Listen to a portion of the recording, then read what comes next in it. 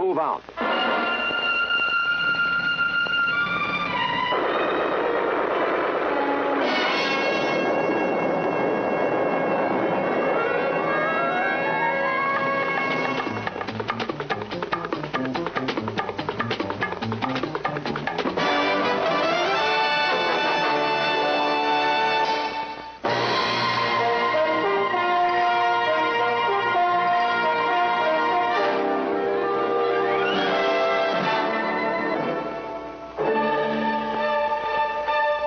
In the summer of 1965, the President drastically increased our commitment in Vietnam and presented the Army with perhaps its greatest challenge since World War II. The Army had to expand quickly. Great numbers of men, fully equipped and well supplied, were suddenly needed in South Vietnam. Yet the Army had to be ready for any other emergency that might come up somewhere else in the world. Every member of the Army felt the challenge. This is the story of how that challenge was met and is being met.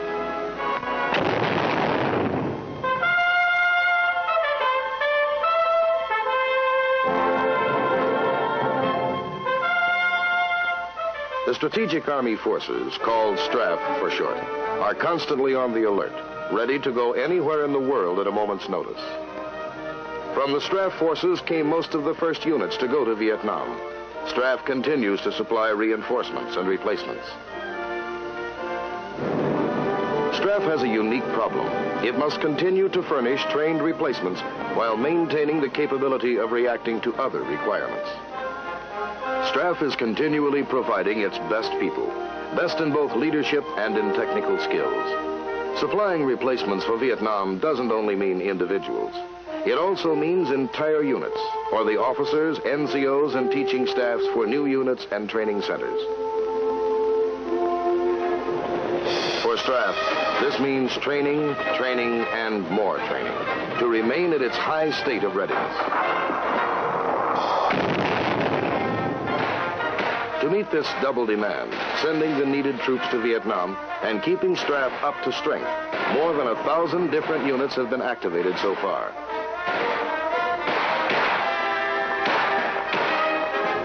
As the buildup got moving, the availability of trained manpower became the main problem area. And so, even though replacement troops for Vietnam stayed a top priority, running a close second was the expansion of our training facilities. 2 years ago, we could train a lot of men, but the number has nearly doubled. And we've doubled it with no sacrifice of quality. Our training program and the men, it turns out, have never been better.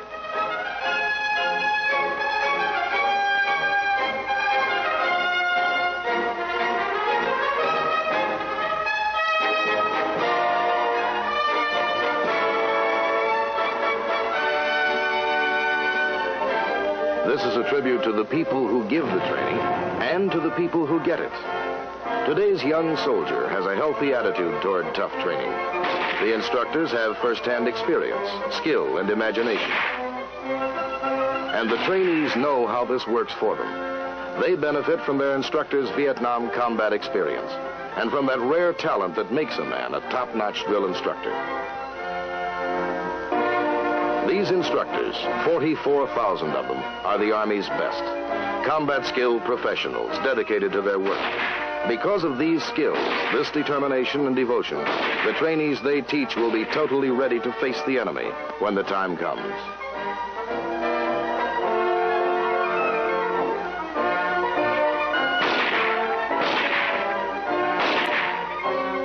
Every man who's assigned to Vietnam gets special training to equip him to serve there. New lessons that our soldiers have learned in Vietnam have been added to the training at all levels: basic combat training, advanced individual training, and unit training. At 3 training centers, Fort Gordon, Fort Polk, and Fort Jackson, infantrymen bound for Vietnam get advanced individual training.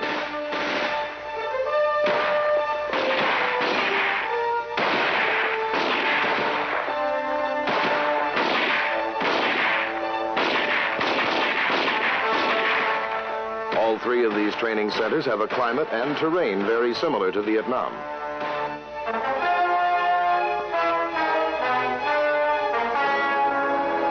The 9-week training session includes one continuous 5-day field exercise that's hard to tell from a real Vietnam situation.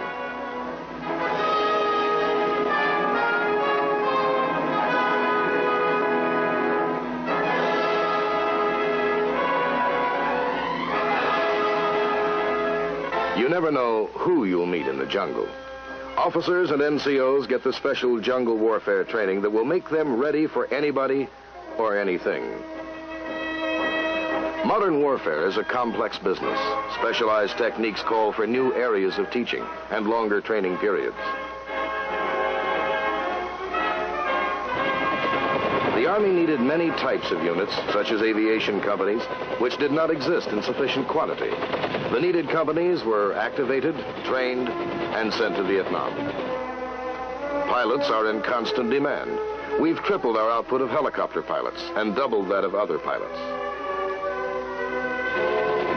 The flight training program is so efficient that when a pilot finishes, he's fully qualified to go right into combat. Training in helicopter maintenance is expanding rapidly. We're training more people in the Vietnamese language than in any other language in any other war.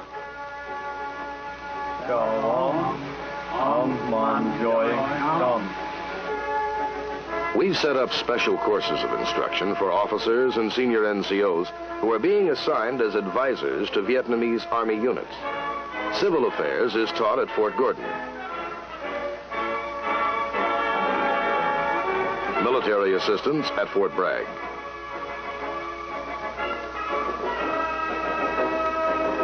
Modern warfare calls for highly trained people in all areas, from automatic data processors to boat handlers and stevedores. The Army needs them all and trains them all. The United States Army now lists over 900 occupational specialties. The buildup has called for great numbers of additional officers, too. And so the Army expanded the officer candidate schools it had and added new ones. Now, our OCS program is turning out nearly twice as many new officers as it did 2 years ago.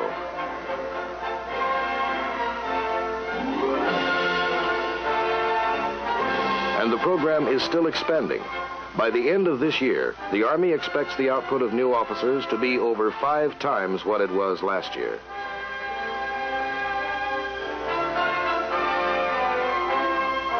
Field commanders are enthusiastic about the expanded training program. General Westmoreland puts it this way. It is evident everywhere I go in Vietnam that the American fighting man of this war is the best trained soldier we have ever put into the field. I say this not only because he outfights the enemy or because he is tougher and stronger and smarter. He is all of these things. But today's American soldier is something more. He is a thoughtful man, discipline and restraint of fire as well as in its accuracy. He can fight with ferocity and skill when the Viet Cong will fight. But he will resist provocation and make sure of his target before he shoots. He can enter a village from which he has been fired upon, destroy or rout the Viet Cong, and then show compassion for the families left behind. Never before have we asked so much of our soldiers, and it is a credit to our training base in the United States that he, the American soldier, meets these new demands. I congratulate and thank the officers and men of the Continental Army Command, the training centers and the service schools, the drill sergeants, the military instructors, unit commanders, and the planners may all be proud of their products. They have the unqualified admiration of this command. No matter how many men we commit to Southeast Asia, the Army must still be ready for any crisis that might flare up somewhere else in the world. To keep us ready, the Army National Guard and the U.S. Army Reserve have organized the Selected Reserve Forces. They consist of 3 divisions, 6 brigades, and support units. A total authorized strength of about 150,000 men.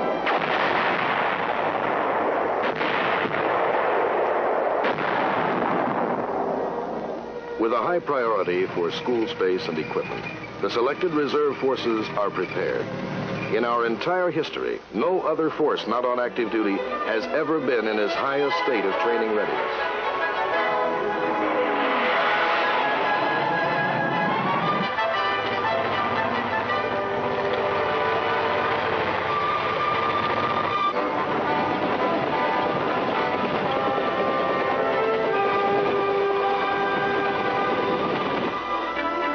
Transport and supply is what the Army calls logistics. And logistically speaking, the rapid buildup has been massive. We've needed new equipment, weapons, ammunition, and missiles in greater and greater numbers, billions of dollars worth a year. The amount has just about doubled in the last 2 years.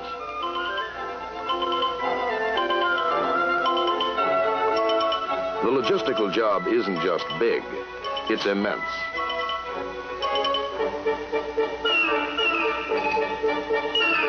Hundreds of thousands of individual items have to be procured, packaged, transported, and delivered some 8,000 miles and be where they're needed, when they're needed. Think your local shopping center does a big business? Well, last year, our logistical support forces delivered to their customers in Vietnam, among other things, 77 million gallons of gasoline. 70 million gallons of helicopter fuel. 60 million packaged combat meals for troops. 60,000 car and truck batteries. 71,000 tires. And 750 million rounds of small arms ammunition. The United States isn't in Vietnam just to fight. Together with other free world forces, we are there to help the Vietnamese people stand up to an armed communist attack, to seek out the enemy and defeat him.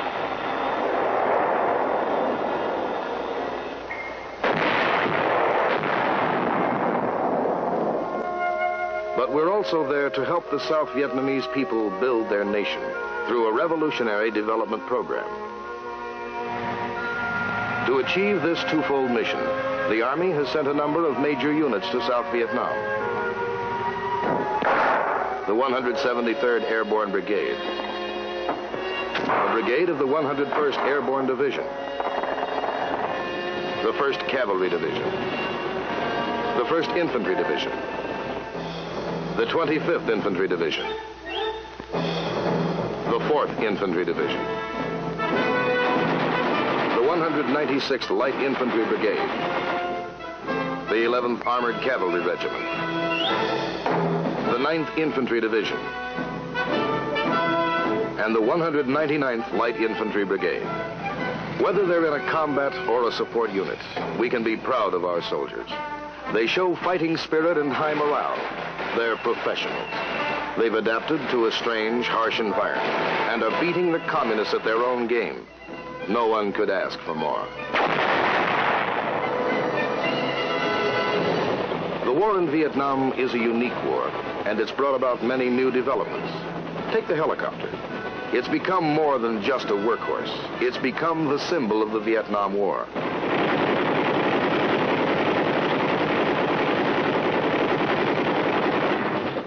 Few people realize the versatility of the helicopter. It quickly proved itself in actual combat, and there's nothing like it for mobility in the jungle. This is a war of constant movement. In the jungles, the delta, the highlands, the central plain, and the reed-covered marshes, the chopper is now the indispensable weapon. Helicopters can attack war zones we could never penetrate before. The Viet Cong had areas they thought were unassailable. Now, they find that instead of being safe in those places, they're cornered in them. They're forced to fight and suffer heavy casualties. The Army can fly artillery pieces to remote spots, wherever they can be used to best advantage. This airlifting artillery, as well as infantry, is warfare's latest, most striking evolutionary development.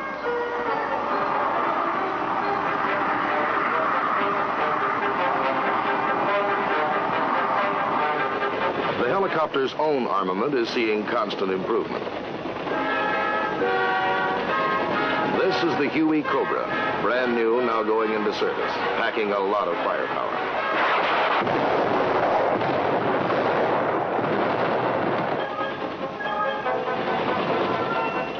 Aircraft have become actual, organic equipment of the ground forces.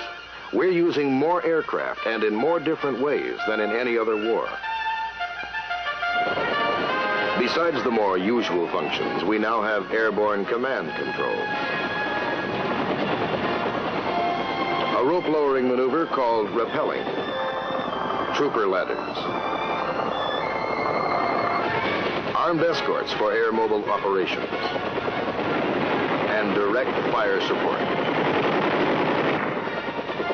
The air ambulance is the backbone of the medical service's life-saving effort.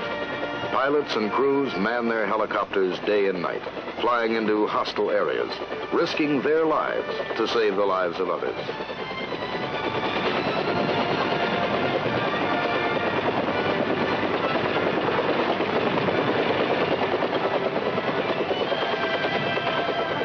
The helicopter is in constant use to evacuate the wounded, and this is showing results.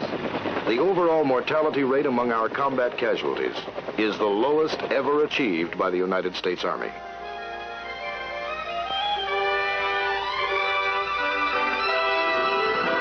Air rescue isn't limited to people. This strange-looking bird, the flying crane, has rescued millions of dollars worth of disabled aircraft and other equipment.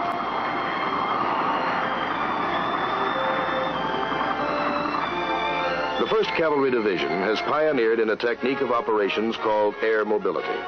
The 1st Cav has been so successful with these tactics that other units have followed their lead. Air mobile operations are now conducted by all U.S. and Allied units throughout Vietnam. At first, we weren't using many tanks and other tracked combat vehicles in Vietnam. But now, mechanized forces are keeping up with the overall buildup of U.S. and Allied troops.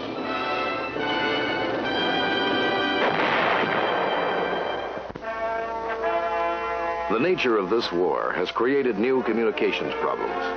Combat operations are fluid and mobile. The areas of operation are large, and ground relay stations are favorite targets of the Viet Cong.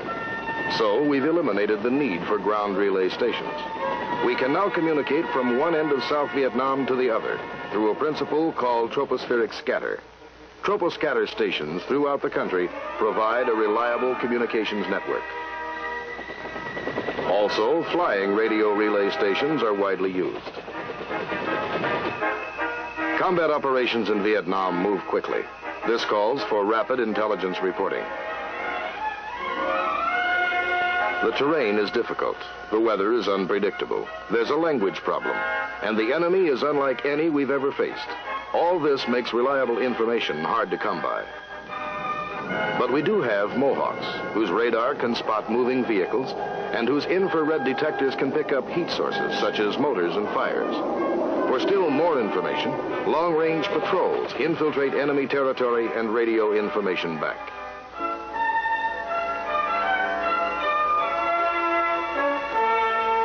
At interrogation centers, we question Viet Cong prisoners and sift, compare, and evaluate the information. Captured documents, weapons, and equipment are another good source of information. Research and development is meeting our new requirements. Detection devices such as ground surveillance radar protect against surprise attack. Air crewmen exposed to sniper fire now have a lightweight armored vest. Here's something to help a soldier locate a hidden enemy in the jungle, the chemical sniffer. The nickname MUST comes from the initials of something called Medical Unit Self-Contained Transportable. It comes packed in just 3 containers. 1/3 of it expands into a fully modern operating room. The second box holds an inflatable ward for 20 combat casualties. And the third unit provides electricity, air for inflation, and air conditioning. It can be used anywhere in the world, in any temperature or climate.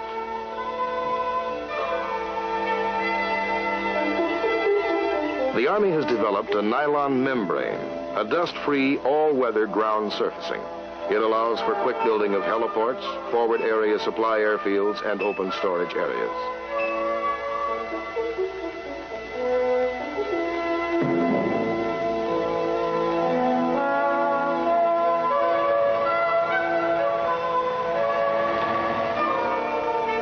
With the rapid expansion of our forces in Vietnam, the need for deep water ports became urgent. Cam Ranh Bay, one of the finest natural harbors in the world, was picked for its ideal location, its deep anchorage, and its wide beach. But it was completely undeveloped. There weren't even any roads. One of the most important elements in developing this port was the ingenious De Long Pier. Each unit is a big barge, which can be towed to wherever it's needed with its own pilings right on board. The piers can be built in almost any size or shape simply by connecting the units.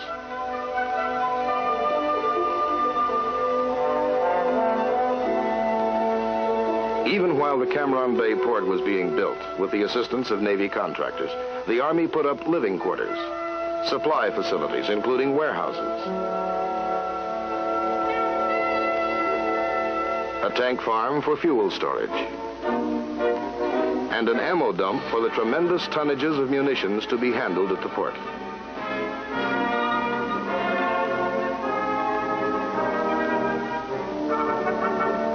Today, Cam Ranh Bay is a major military port. It can handle almost as much cargo as Charleston, South Carolina, and it's still growing.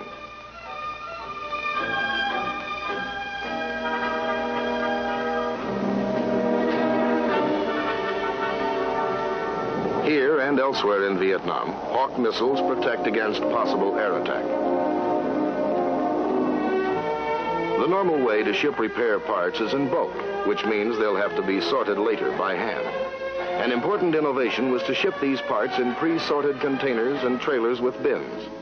What we have, in effect, are self-contained warehouses and portable supply rooms. There's much less damage en route, and they're practically weatherproof.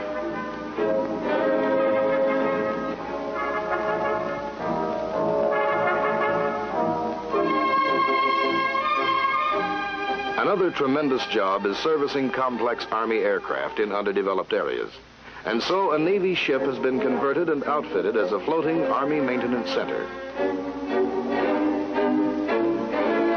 The Corpus Christi Bay is a relatively secure base of operations that can move to wherever it's needed. It can perform depot-type inspections of aircraft, testing, repair, overhaul, and salvage. It can even make certain replacement parts. The shops, all below deck, are air-conditioned and free of dirt. They also service aircraft communications equipment. The Corpus Christi Bay is an invaluable aid to Army aviation in Vietnam. The Army is skilled in warfare, yes, but the true goal in South Vietnam is peace and security. We're fighting to defeat an enemy that would enslave a people. Everything we do in Vietnam is geared to help the civilian population, to protect them, so that their duly constituted government can function in safety.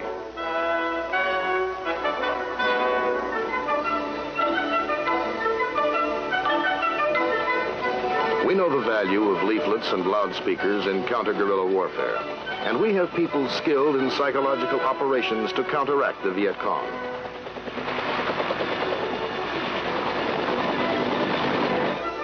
As a result, in 1966, Viet Cong soldiers were deserting at nearly 3 times the rate of the year before.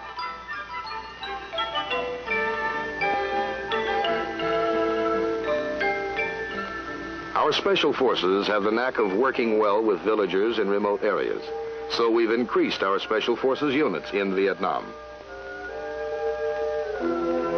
We maintain close contact not only with the regular Vietnamese army, but with the militia too. We've found this to be the best way to help the Vietnamese government provide security for its people. When that security has been gained, the war will be won.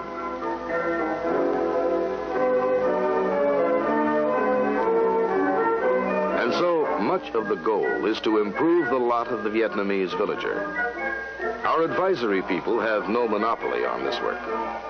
The combat units pitch in too, and help with building and repairing schools.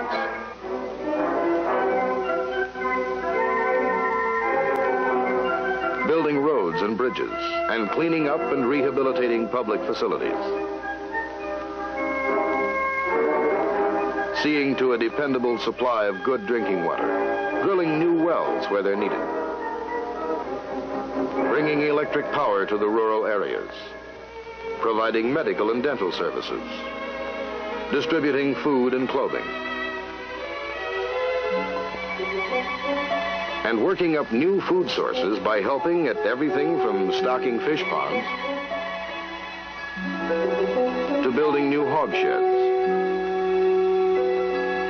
We're teaching the English language and caring for the thousands of refugees fleeing the Viet Cong.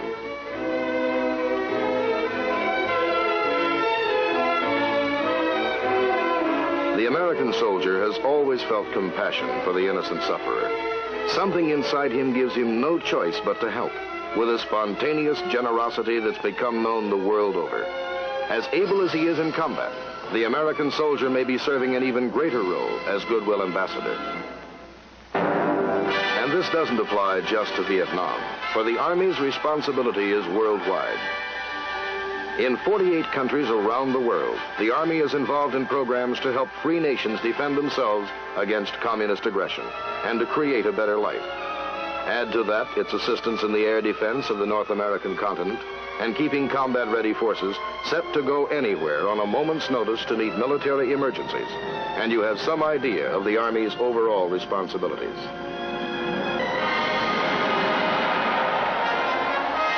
The past year has been one of progress and accomplishment. The challenges have been great, but no challenge has gone unanswered for lack of effort. We have activated forces and sent them where they're needed. We've increased our manpower and our training program. And logistically, we've kept up with it all. Once again, the American serviceman is the defender and the very symbol of his country. He's bringing credit to himself and to our nation. He's brought comfort to his allies and terror to his enemy. The battle is still the payoff, and on the battleground in Vietnam, the American fighting man has again been found ready and able.